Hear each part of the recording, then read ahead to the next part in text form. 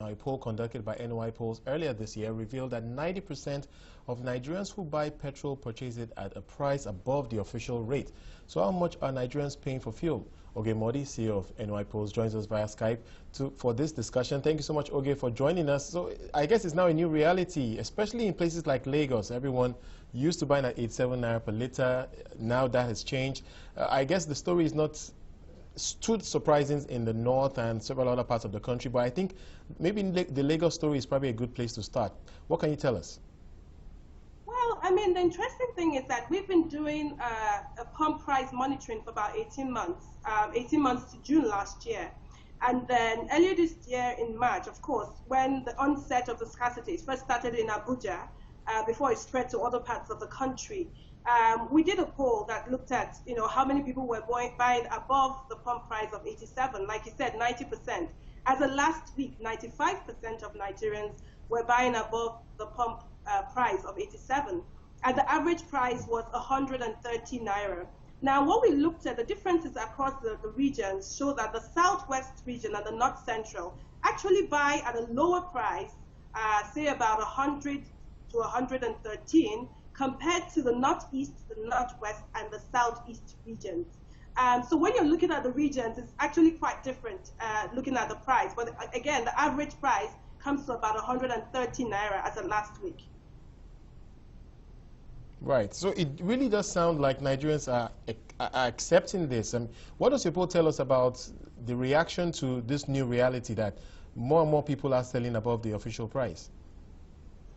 Well, first, I mean, it's always an economic impact first, because you're looking at the purchasing power of Nigerians, and anything that costs, that cuts into their costs always would have a ripple effect across board.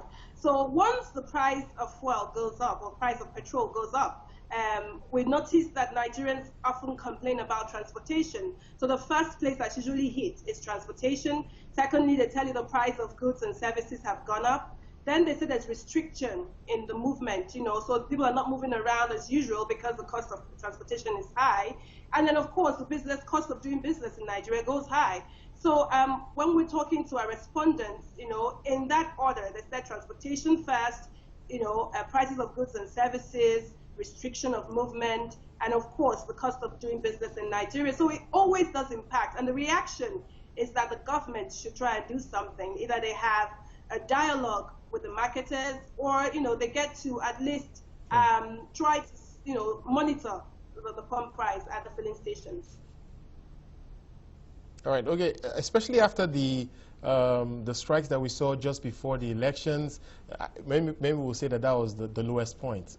It seems after that Nigerians seem ready to accept higher oil prices. So in that context, if we were to see the government really do away with the subsidies and put out a system where this product is available, do you get the sense that it will be accepted by Nigerians right now?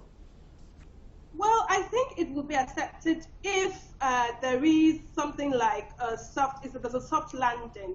So yesterday I was at a health conference, and there was this idea that remove the fuel subsidy, but in place put a Nigerian universal health program like the NHS you have in Britain. So as you're taking away the subsidy, and maybe the price of petrol comes up to about 150, at the same time offer universal health insurance to Nigerians. And I think, but it's the political will, really, of President Buhari to be able to push that policy across, to Nigerians. I think it's the way he handles it that will make acceptance high, or low. Well, tough decisions to be made. Thank you so much for joining us, Oge Modi, CEO of NY Polls.